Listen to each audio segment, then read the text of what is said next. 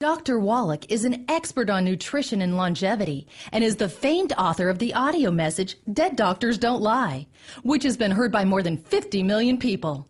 Get ready to learn and to laugh as Dr. Wallach shares some important facts that could very well save your life. And now, here is Dr. Joel Wallach. Hooah! Since most of you heard the tape, Dead Doctors Don't Lie, I don't have to give a lot of introduction to myself other than to remind you the thing that makes my view different on health, I think, is that I'm a veterinarian as well as a physician. And in veterinary medicine, we don't have health insurance for animals like we do people. And if we were to use a human healthcare type of system for animals or livestock, it'd be sticker shock for you. Your hamburger would cost you $275 a pound.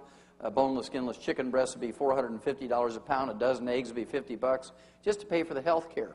So we learned a long time ago in the animal industry that we could keep the price of animal products such as meat and dairy and poultry and eggs down to where the average American could afford to eat them every day simply by eliminating health care cost. We do this in animals with simple little nutritional formulas, and that's why we have mouse pellets and rat pellets and hamster pellets and gerbil pellets and guinea pig pellets and rabbit pellets. We have canned and dried dog and cat food. We have pig pellets and sheep pellets and horse pellets and calf pellets and dairy pellets and ferret pellets and duck pellets and turkey pellets and trout pellets and catfish pellets and monkey pellets and pigeon pellets. I mean, every kind of animal you can think of that's been domesticated or used as a pet or a laboratory animal, we have pellets for. And the reason why we put animal feeds or animal rations into a pelletized form is so that every mouthful is perfect. Even the stupidest animal in the group gets a perfect diet. They can't sort through and just eat only the sunflower seeds or the raisins. Every mouthful is perfect. And we do that to standardize production.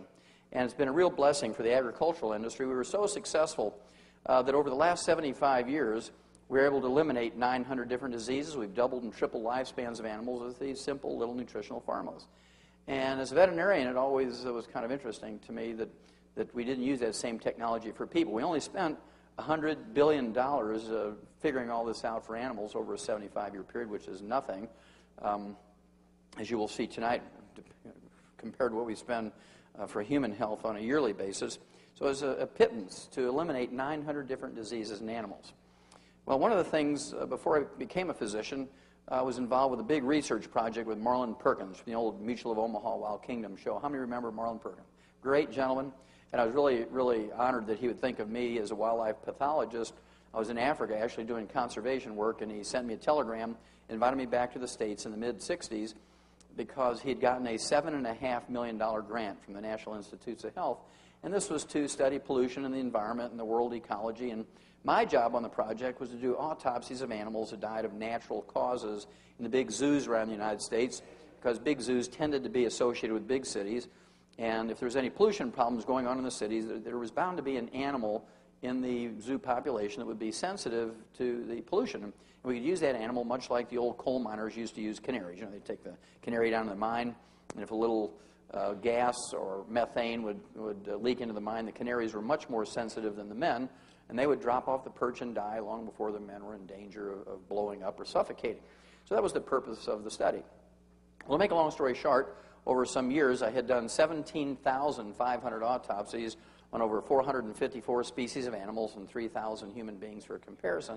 And what I learned, ladies and gentlemen, was that every animal and every human being that dies of natural causes dies of a nutritional deficiency disease. I'm going to repeat that because that's a very profound observation. Every animal and every human being that dies of natural causes dies of a nutritional deficiency disease. And of course, that was poo-pooed by many medical experts back then, because how could anybody die of a nutritional disease in America, right? There's no evidence to support the claim that we can prevent and cure diseases with vitamins and minerals. Raise your hand if you ever heard some version of that. No evidence to support the claim you can prevent and cure diseases with vitamins and minerals. Doctors say that, experts say that, professors say it, bureaucrats say that, everybody says that. Well, how many of you have ever heard of scurvy? Raise your hand. Sure, you know you can prevent and cure scurvy with vitamin C? How many of you have heard of rickets? Raise your hand. You know you can prevent and cure rickets with vitamin D? How many of you have heard of goiter? Raise your hand. You know you can prevent and cure goiter with iodine and copper and selenium? How many of you have heard of anemia? Raise your hand. Golly gee, you know you can prevent and cure anemia with iron and copper and folic acid and vitamin B12? And what about things like beriberi with congestive heart failure? You know you can prevent and cure that with thiamine or vitamin B1? And what about pellagra with all the emotional stuff and schizophrenia and diarrhea and all the skin diseases that go along with pellagra? You can prevent and cure that with vitamin B3, or niacin. And all the essential nutrients are called essential nutrients because if you don't have enough, you get diseases. If you get the disease, you take the nutrient, it goes away. So any doctor, any expert, any bureaucrat, any professor, anybody who says there's no evidence to support the claim you can prevent and cure diseases with vitamins and minerals is a fool. And you don't want to have a fool for a doctor. That's the last person you want to have as a fool as a doctor, right? Well, I was really pleased to see this come out in October of 2002. This was a World Health Organization study. They said that the study finds life expectancy closely mirrors dietary factors. They went on to say nearly 1/3 of early death and disability stems from nutritional or dietary causes, including too little food in the poorest countries, the wrong kind of food in the richest countries, and then this was perhaps the most profound observation they made.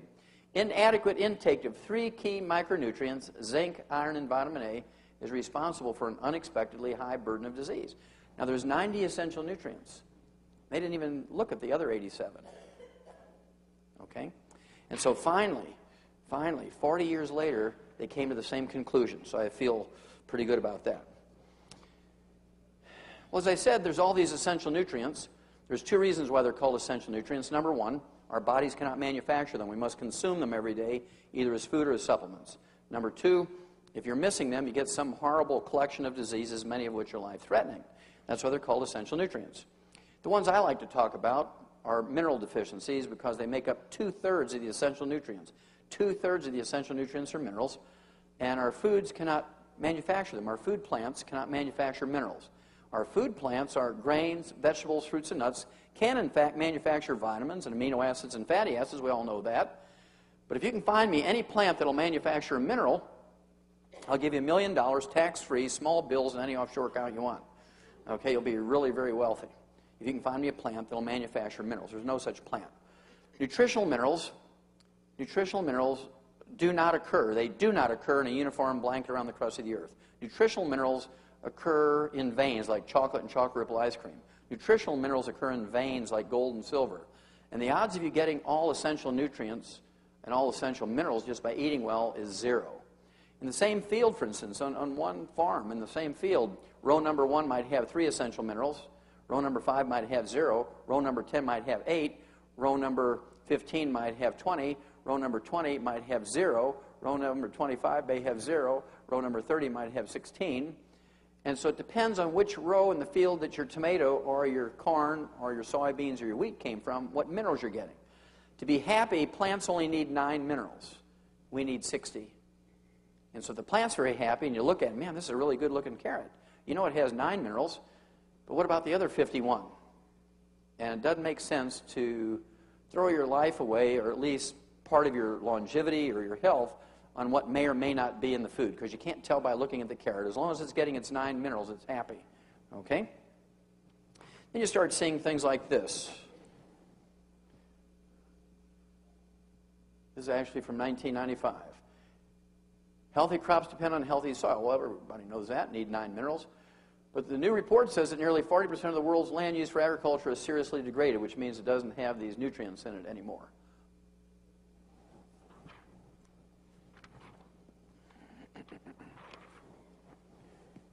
Loss of good soil of cancer. This came out in 1992. And they said that African soils over the last 100 years in 1992 had been depleted in its fertility by 74%, Asia by 73%, Australia by 55%, Europe 72%, the United States, North America 85%, and South America by 76%. I thought this